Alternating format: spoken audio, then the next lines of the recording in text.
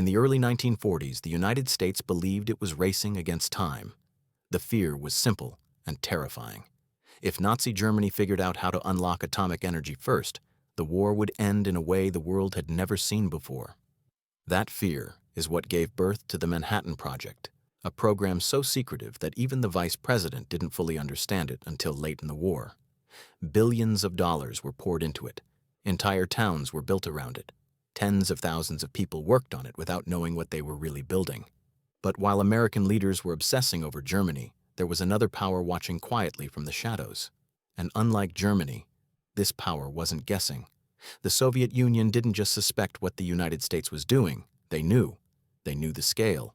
They knew the science. And eventually, they knew the design. From the very beginning, the Soviets understood one thing clearly. If the United States ended the war as the only nuclear power, the global balance would tilt permanently. Stalin had lived through invasions, betrayals, and power shifts his entire life. He didn't trust alliances, and he certainly didn't trust American restraint.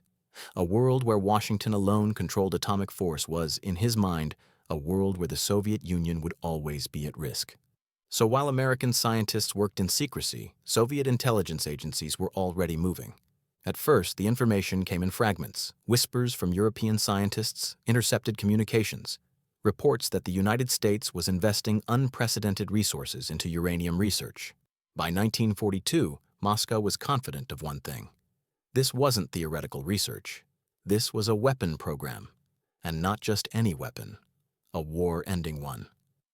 Stalin made a decision that would change history. Instead of trying to match American progress from scratch, the Soviet Union would infiltrate the program itself. Intelligence resources were redirected. Nuclear espionage became a top priority, and the target was clear: the Manhattan Project. The project's size was its greatest weakness. Over 130,000 people worked across multiple locations: Los Alamos, Oak Ridge, Hanford, universities, research labs, factories, contractors. The secrecy was intense, but the scale made perfection impossible. Compartmentalization meant few people saw the full picture, but it also meant thousands of people handled pieces of something they didn't fully understand. Even more important was who these people were. Many of the scientists were European refugees, men who had fled fascism, men who had watched governments collapse and ideologies fail. Some were deeply skeptical of nationalism. Others believed science should belong to humanity, not one country. And some quietly feared what would happen if only one nation controlled such power. Soviet intelligence understood this psychology perfectly. They didn't need to recruit hardened criminals or professional spies. They needed idealists. One of the most critical figures was Klaus Fuchs, a brilliant German-born physicist who had fled Nazi persecution and ended up working on the heart of the Manhattan Project. Fuchs had access not just to theory, but to design. He understood how the weapon actually worked, and he believed, genuinely, that sharing this knowledge would prevent a dangerous imbalance. He passed along detailed information to Soviet handlers. Not vague descriptions, not rumors. Actual technical explanations. The type of information that would normally take years of experimentation to uncover. Another was Theodore Hall.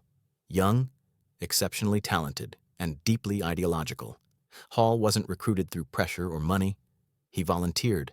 He approached Soviet contacts because he believed the United States having sole control of atomic force was dangerous. He provided key insights into the implosion method used in the plutonium device.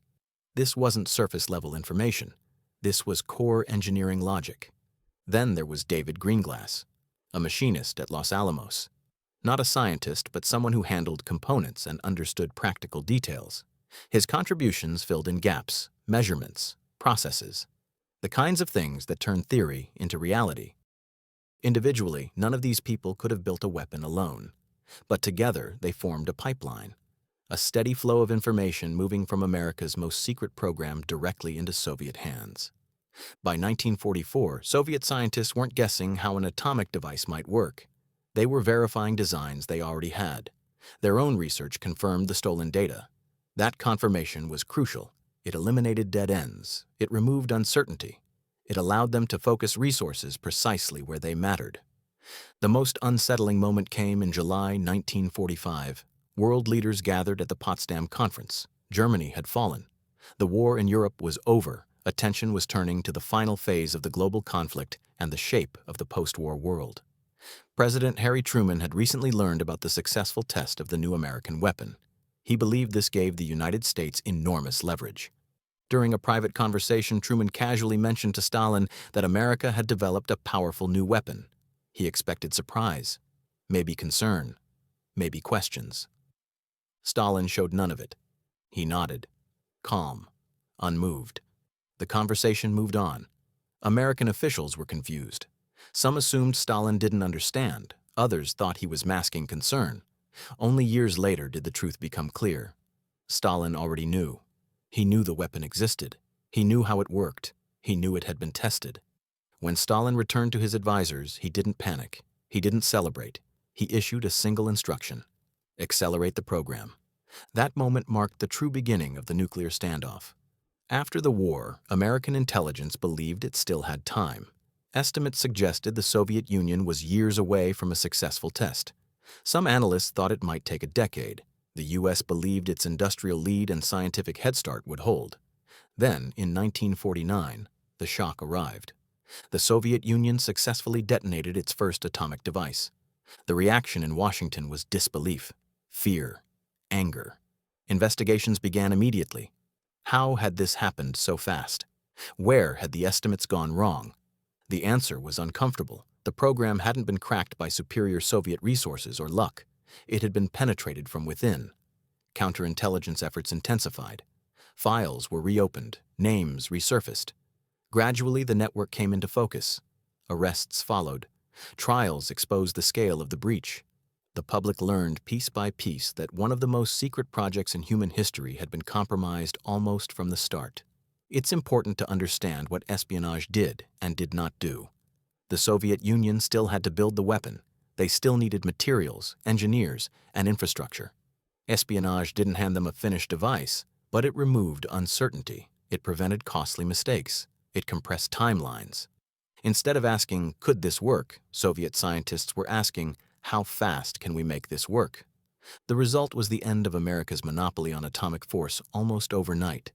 That shift reshaped everything: military strategy, diplomacy, fear itself. The arms race accelerated. Both sides pushed toward even more powerful designs. Mutual suspicion hardened into doctrine. Entire generations grew up under the shadow of weapons that both sides knew could never be uninvented. In hindsight, the Manhattan Project wasn't just a scientific achievement. It was a lesson in human behavior. Secrecy can slow information, but it can't erase ideology. Loyalty isn't guaranteed by clearance levels, and the belief that power can be controlled by isolation often collapses under its own weight. Halfway through here, quick reminder, if you're enjoying this breakdown, hit like and subscribe. It helps the channel massively and keeps these deep dives coming.